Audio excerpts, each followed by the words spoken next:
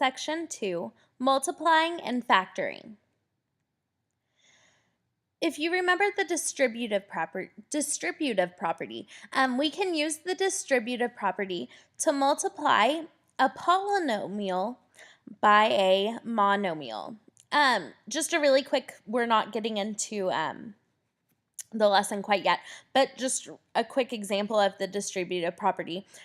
You've seen something like 3 parentheses x plus 2 before, and remember what we do is we take the 3 and we multiply it by the x, and then we would get 3x, and then we're going to take the 3, multiply it by a positive 2, and get a positive 6. So an example of the distributive property, when you had 3 parentheses x plus 2, that would equal 3x plus 6.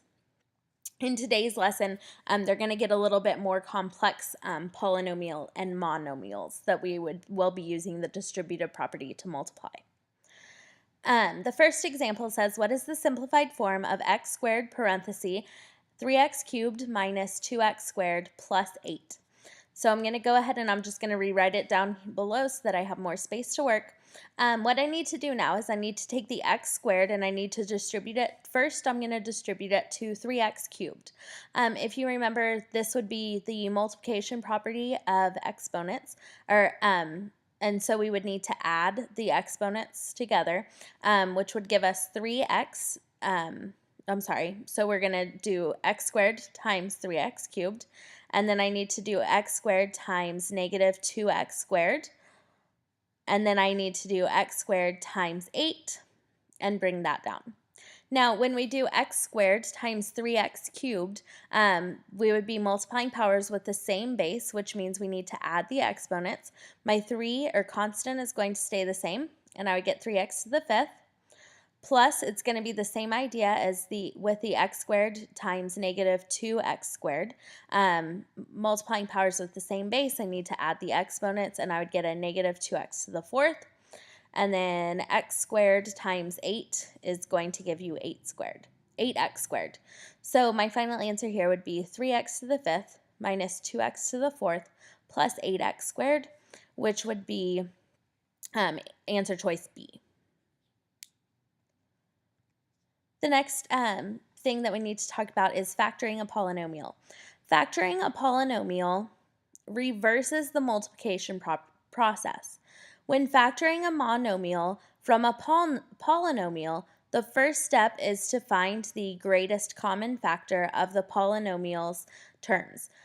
You probably have heard greatest common factor before. A lot of times we talk about them when we're adding and subtracting fractions, but a greatest common factor is going to be a number, or in this case a expression or a monomial that could be multiplied by all of the pieces of the polynomial, and we can take that out of the polynomial. So a greatest common factor, an example of this, it says, what is the greatest common factor of the terms of 6x cubed plus 12x squared plus 18x?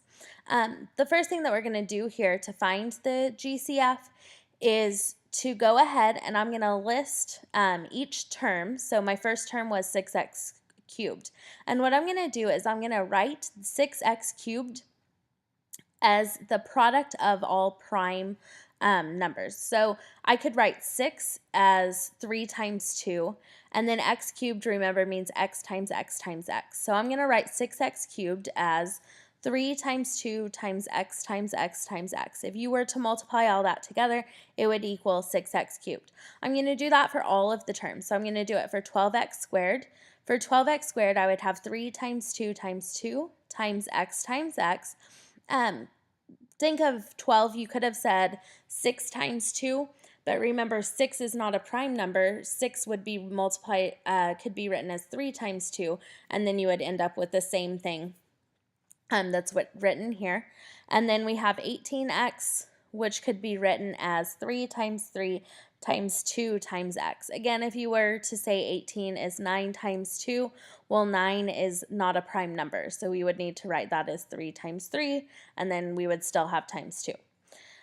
Now what I'm going to do is I'm going to highlight the common factors. So if you look at this, all of these, I'm going to highlight 3, 2, and x.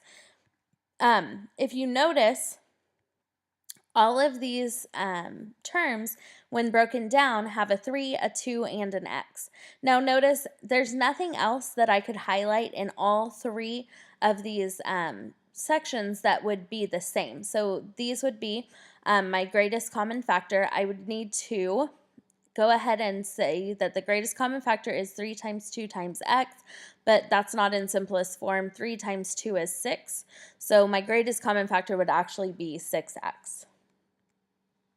I would just encourage you, if you're watching this video, to go ahead and pause this video and you try to find the greatest common factor of 4x cubed plus 12x squared minus 8, and I will go ahead and work it out. But like I said, I would encourage you to pause it and try it on your own and see how you do. So I'm going to take each term just like I did before. I'm going to take 4x cubed. 4x cubed could be written as 2 times 2 times x times x times x. I'm going to take 12x squared, and I can write that as 3 times 2 times 2 times x times x. And then I'm going to take the 8. Notice it's minus 8, but in this case I'm not going to pay attention to the symbol just yet. I'm just going to work with 8 right now. 8 could be written as 2 times 2 times 2. Go ahead and highlight or circle your common factors. Notice all of these factors have at least two 2's. But as far as they don't all have an x, they don't all have a 3, so all I have for this one is the greatest common factor would be 2 times 2, which is 4. After finding the greatest common factor, we can then factor it out of the polynomial. We're going to do a couple of examples where we're actually going to factor it out of the polynomial. This example says, what is the factored form of 6x cubed minus 15x squared plus 12x? The first step is to find my greatest common factor. So my first step is to do what I've just done in the past 2 examples. Take each term. 6x cubed could be written as 3 times 2 times x times x times x. 15x squared could be written as 3 times 5 times x times x, and then 12x could be written as 3 times 2 times 2 times x. I'm going to go ahead and I'm going to highlight their common terms that they have. They all have a 3 and they all have at least one x, but as far as anything else that they have in common, there's nothing that is in all 3 of these. So the greatest common factor would be 3x. How I can factor it out of 6x cubed minus 15x squared plus 12x is I can take it and I can bring it outside and write it as something multiplied by 3x to equal, like for the first term, 6x cubed. So when I take out the 3x from 6x cubed, I'm left with a 2x squared plus 3x times negative 5x plus 3x times 4.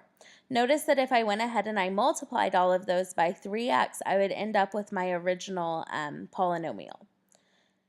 Now, if you notice that all of these are being multiplied by 3x, so I can actually take it a step further, and I can write it as 3x outside of parentheses, and I'm going to take 2x squared and then minus 5x plus 4.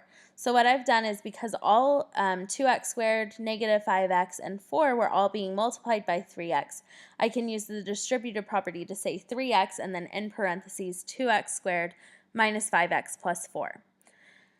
Notice that I had to be careful with my negative sign for the negative 15x squared. Make sure that you're paying attention to your sign. For the greatest common factor, you don't really bring it down to help you find the greatest common factor, but you do need to be careful to watch for positive and negatives when you are factoring. Again, I would encourage you to pause this and go ahead and try to factor, first finding the GCF and then going ahead and factoring it out. So if you're watching this video, I would encourage you to pause and try it on your own, but I will go ahead and work it out on here also. So I'm going to take my terms, find my GCF. 9x to the 6th could be written as 3 times 3 and then times x, 6 x's. 15x to the 4th could be written as 3 times 5 times x times x times x times x. And then 12x squared could be written as 3 times 2 times 2 times x times x. just like we've done 3 times now, I'm going to highlight the common terms that they have. Notice each one of these has one more x. So in this case, my greatest common factor would be 3x squared. I'm going to take my original polynomial, 9x to the 6th plus 15x to the 4th plus 12x squared, and I am going to factor out my 3x squared from each term. So I'd have 3x squared times 3x to the 4th plus 3x squared times 5x to the squared, and then 3x squared times 4. Notice in this case, all of them are being multiplied by 3x squared, so by the distributive property, I can say that 3x squared times, in parentheses, 3x to the 4th plus 5x squared plus 4 would be the factored polynomial. This example says a circle with radius r is cut from a square that has a side length 3r. Write an expression in factored form of the shaded area. The first thing we need to do to find the area of the shaded region is to go ahead and find the area of the square and the area of the circle. I'm not sure if we've done an example like this in this class, but to find the area of a shaded region, we're going to need to subtract the two areas. So if you look at this picture, it's like I have a square and then I cut a circle out of it. All I want to know is what the area of the square that's left after the circle has been taken out. The square side length is 3r. To find the area of a square, you square the side length. So for the square, I would have 3r squared, which is the same as 9r squared. That would be the product to a power. I need to square both factors. To find the area of the circle, I would have pi times radius squared. There's nothing that I can do there. If you look, now I need to subtract. Take the square area minus the circle area, which would be 9r squared minus pi r squared. If you look at these, both of these have an r squared. And so what I can do is I can take the r squared and I can bring it on the outside of parentheses and leave inside of the parentheses the 9 minus pi. If I distributed the r squared right now, I would wind up right back with a 9r squared minus a pi r squared. Today's assignment is on page 511. It's numbers 1 through 8 and 10 through 36 even.